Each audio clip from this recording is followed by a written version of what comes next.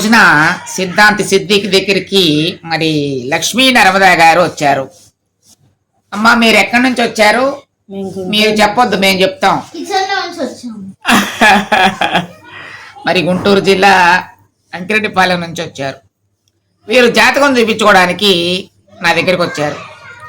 వీళ్ళు జాతకం చూపించేటప్పుడు వీళ్ళ ఎడమ చేతిని నేను చూస్తున్నాను అనమాట.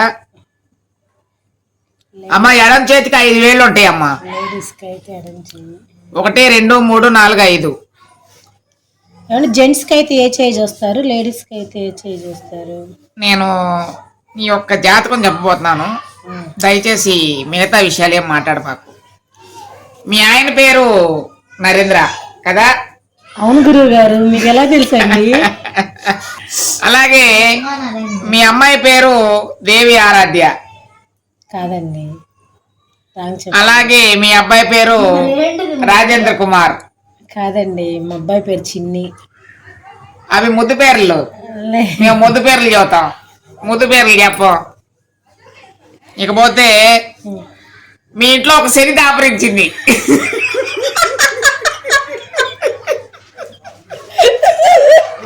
గురువు గారు ఆ శని ఎదురుగా వంటగది పక్కన కుర్చీలో కూర్చొని ఉంది. కావాలంటే ఫోన్ చేసి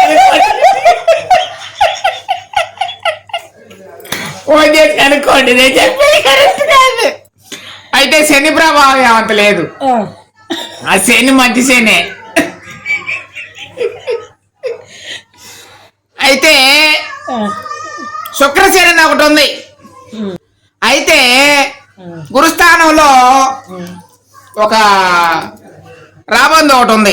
ఏంటి అప్పుడు అయిపోయిందా గురువు గారు? దాకా నువ్వు ఒక నామాన్ని జపియాలి. ఆ నామం ఏంటంటే ఓం నమ శివాయ, ఓం నమో నారాయణ, శ్రీమాత్రే నమః.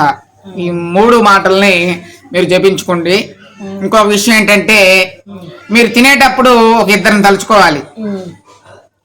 1 మీ అమ్మ నాన్నని, 2 నిన్ను అమ్మని చేసిన వాళ్ళని, ఈ 2 తలుచుకోవాలి. తలుచుకొని ఒక మొత్తం తినాలి. తింటే ఆ అరిష్టాలు మొత్తం పోతాయి. ఇంకొకటి ఏంటంటే నీ 2 పిల్లల్లో ఒకళ్ళు నేను ఫస్ట్ సింగపూర్ తీసుకెళ్తారంట. అది ఎవరనేది మరి మీ వారికే తెలుసు. 2 పిల్లలు కూడా నీకు కూడా వస్తుందమ్మా, నీకు కూడా తన్నుకుంటూ వస్తుంది. ఆ కుర్చీలో కూర్చున్న శనికి కూడా వస్తుంది. ఏంది గురుగారు? Government job? గవర్నమెంట్ జాబే.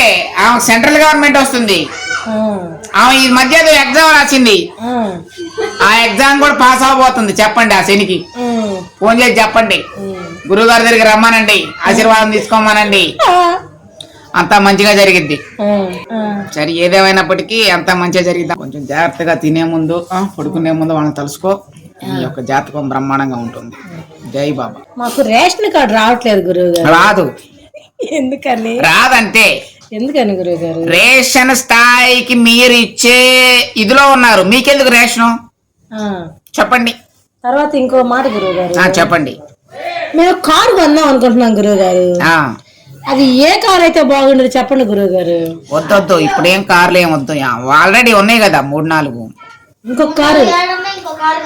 ఇంకో కారు కావాలంటే మీ అబ్బాయి గారు ఉద్యోగం వస్తుంది కదా, అప్పుడు కొంటాడండి. మా అబ్బాయి ఏమో స్కార్పియో కావాలంటున్నాడు, మా అమ్మాయి ఏమో ఏదో మహేంద్ర ఏదో కొత్తది వచ్చిందంట గురువు గారు, SU700 అదేదో కావాలంటుంది మా అమ్మాయి. ఏం పర్వాలా, 2 వస్తాయి. ఆ రెండిట్లో ఏది తీసుకుంటే బాగుండేది గురువు గారు? ఒక శని ఆ రెండిట్లో ఏదో ఒక నడపాలని వస్తుంది. ఫస్ట్ రోజు వద్దు అని చెప్పండి, 2వ రోజు నడపమనండి, ఇబ్బంది ఏమి ఉండదు. నడిపిద్దిలే, బాగానే నడిపిద్ది. మినిమం 3 ఇది చేసిద్ది అనమాట. అంటే పంపిదిలే, హాస్పిటల్ దాకా వెళ్ళి వస్తారు అంతే, ఎక్కువేం ఉండదు. మీకు శనిగ్రహం పేడ ఏదైనా పోవాలంటే శనివారం పూట నాకు ఫోన్ చేయండి, దానికి సంబంధించినటువంటి వస్తువులు ఏం కావాలో చెప్తాను, అవన్నీ కూడా సత్మనకొచ్చి. ఓకేనా? జై కాళీ. థ్యాంక్ యూ గురువు గారు. థ్యాంక్ యూ అమ్మా.